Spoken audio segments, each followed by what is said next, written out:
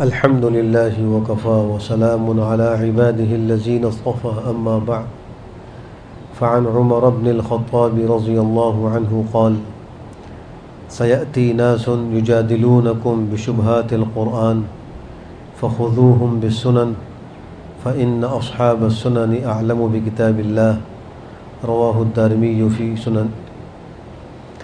حضرت امیر المومنین عمر ابن الخطاب رضی اللہ تعالی عنہ فرماتے ہیں عن قریب کچھ لوگ پیدا ہوں گے جو قرآن کی غلط تعبیر سے دین میں شبہات پیدا کر کے تم سے جھگڑا کریں گے، انہیں سنتوں سے پکڑو، کیونکہ سنت سے واقف حضرات کتاب اللہ کے صحیح مفہوم کو خوب جانتے ہیں۔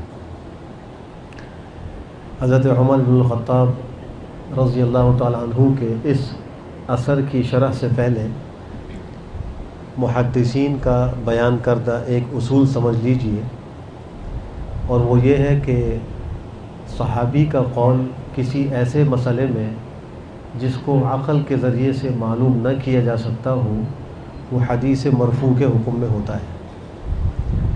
جو چیز انسانی عقل میں نہیں آ سکتی اور اس کے لیے وحی کی ضرورت ہے، اور پھر کوئی صحابی اس کو نقل کر رہا ہو اور آگے پیغمبر تک اس کی نسبت بیان کر کے نقل نہ کر رہا ہو تو بھی وہ حدیث مرفوع کے حکم میں ہے۔ اب مثلاً یہ ایک بات اس اثر میں منقول ہوئی ہے کہ قیامت کے قریب کچھ لوگ ایسے آئیں گے۔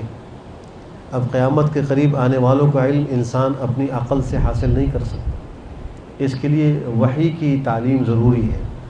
تو یقیناً اس صحابی نے جناب نبی کریم صلی اللہ علیہ وآلہ وسلم سے کچھ سنا ہوگا، جبھی اس کو سن کے وہ آگے نقل کر رہا ہے، اور اس میں پیغمبر کی طرف نسبت کبھی نہیں کرتے۔ اس لیے صحابہ کے آثار کے بارے میں بھی انسان کو اتنا علم ضرور ہونا چاہیے کہ وہ بھی حجت ہے، اور بالخصوص ان معاملات میں کہ جن کو عقل کے ذریعے سے معلوم نہیں کیا جا سکتا۔ ایسے امور کو اصطلاح میں کہتے ہیں کہ غیر مدرک بالقیاس۔ وہ امور جو غیر مدرک بالقیاس ہو ان میں قول صحابی حدیث مرفوع کے حکم میں ہوتا ہے۔ اب اس اثر میں حضرت عمر یہ فرما رہے ہیں کہ قیامت کے قریب کچھ لوگ ایسے آئیں گے۔ اس کی شرح میں دو باتیں نقل کی گئی ہیں۔ ایک بات تو یہ نقل کی گئی ہے کہ انکار حدیث کا ایک فتنہ آئے گا۔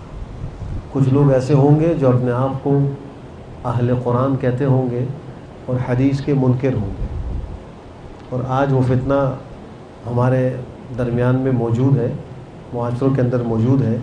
اپنے آپ کو وہ اہل قرآن کہتے ہیں اور حدیث کا صاف انکار کر دیتے ہیں، اور ایک موٹی سی بات وہ ہر وقت کہتے ہیں کہ حدیثوں کے لکھنے کا عمل تو بہت تاخیر سے ہوا ہے، کتابی شکل میں جو حدیثیں آئی ہیں یہ تو 100-150 سال کے بعد سلسلہ شروع ہوا ہے، اس سے پہلے یہ سلسلہ نہیں تھا، اس کی حدیث نعوذ باللہ حجت نہیں۔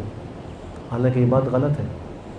صحابہ کا پیغمبر کے زمانے ہی سے لکھنے کا معمول تھا، بعض صحابہ لکھا کرتے تھے، ہر حدیث لکھا کرتے تھے۔ البتہ جو اب موجودہ شکل میں کتابیں ہیں اس طرح تدوین بعد میں ہوئی ہے، لیکن کتابت حدیث یہ تو پیغمبر کی حیات ہی سے شروع ہو گیا تھا۔ تو حدیث کی حجیت کے خلاف اس بات کو پیش نہیں کیا جا سکتا۔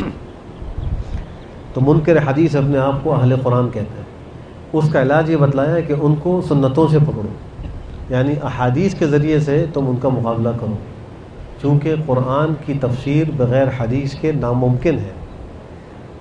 خود صحابہ کرام کو دشواری پیش آتی تھی بعض آیات کے اندر، تو وہ پیغمبر سے آ کے پوچھتے تھے۔ دیکھیے سورہ انعام کی آیت ہے الذین آمنوا ولم یلبسوا ایمانہم بظلم اولئک لہم الامن وہم مہتدون۔